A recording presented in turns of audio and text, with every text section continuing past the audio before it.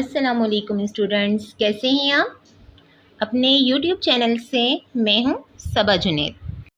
میرا تعلق ٹیچنگ کے شعبے سے ہیں اور آپ کو معلوم ہے کہ ہم اپنے اس چینل پر مختلف سبجیکٹس کی ویڈیوز اپلوڈ کرتے ہیں۔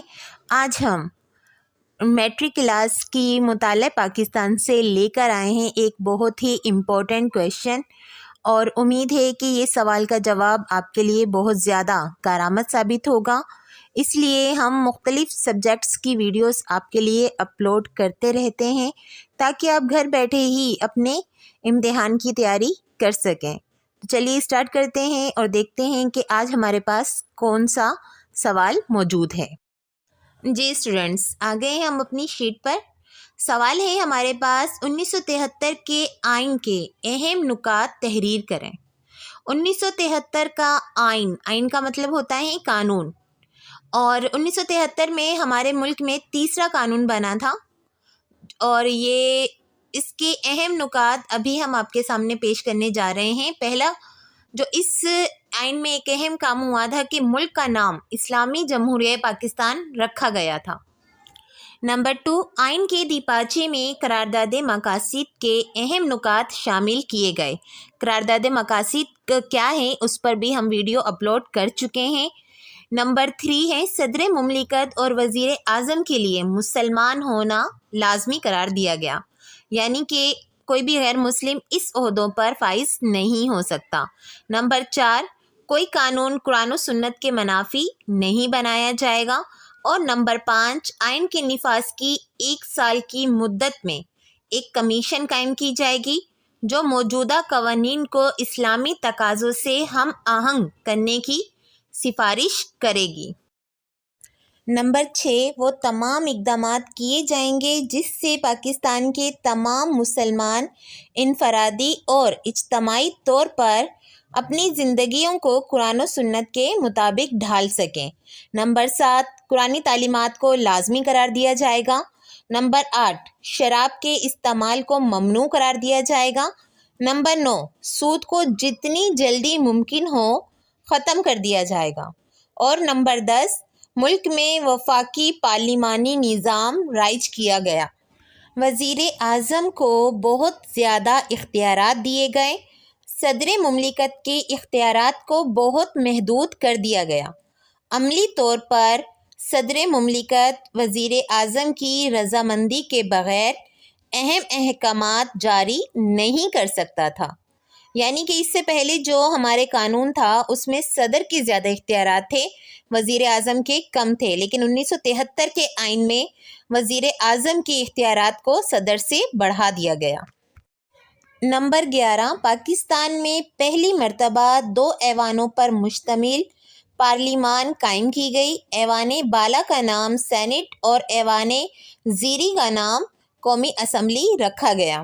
نمبر 12، صوبائی حکومتوں کو صوبائی خود مختاری دی گئی، یعنی ہر صوبے میں اپنے اپنے لحاظ سے اپنی اپنی ضروریات کے لحاظ سے احکامات یا قانون بنایا جا سکتا ہے۔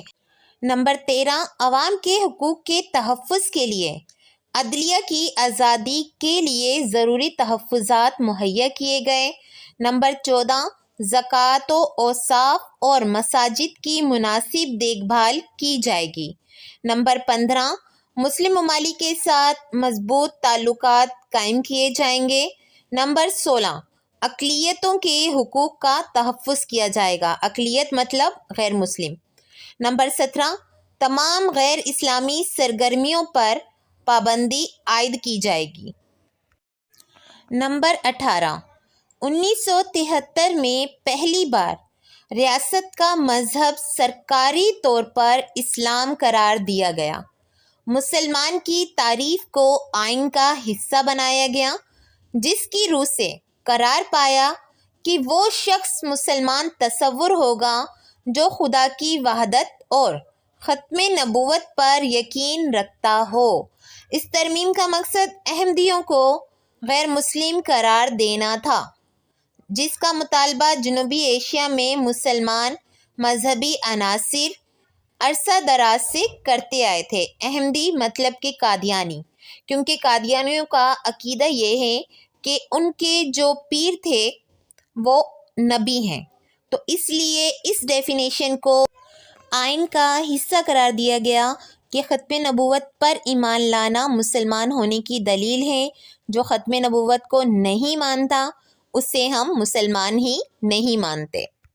نمبر 19، اسلامی نوعیت کے آئین کے نفاذ کا تمام لوگوں نے خیر مقدم کیا، کیونکہ اس میں اسلامی روح کو کافی حد تک کار فرما رکھا گیا تھا اور نظام اسلام کے عملی نفاذ کے لیے ضروری اقدامات اور ہدایات درج تھیں، یعنی کہ یہ آئین تمام پاکستانیوں نے کھلے دل سے قبول کیا اور آج تک 1973 کا آئین ہی نافذ ہے۔ تھوڑی سی ترمیم، تھوڑی سی تبدیلی اس میں کی گئی ہے، لیکن آج تک 1973 کے آئین کو ہی ہم اپنائے ہوئے ہیں۔ جی ویورز، ابھی ہم نے 1973 کے آئین کے اہم نکات آپ کے سامنے پیش کیے ہیں۔ امید ہے کہ آپ کو اچھے سے سمجھ آئے ہوں گے اور آپ کی ایک بہت بڑی مشکل حل ہو گئی ہوگی، کیونکہ یہ سوال تقریباً ہر سال کراچی بورڈ کے امتحانات میں آتا ہے اور یہ سوال سیوکس میں، مطالعہ پاکستان میں اور بہت سارے سبجیکٹس میں جو کہ ہمارے پاکستان سے ریلیٹڈ ہوتے ہیں، یہ سوال لازمی آتا ہے۔ امید ہے کہ آپ لوگوں کو اچھے سے سمجھ آیا ہوگا۔ اگر آپ کو ہماری یہ ویڈیو اچھی لگی ہے تو لائک اور شیئر کیجیے، اور انشاءاللہ ہم اور نئی ویڈیو کے ساتھ حاضر ہوں گے۔ تب تک کے لیے اللہ حافظ۔ اللہ آپ کا اور ہمارا حامی و ناصر رہے۔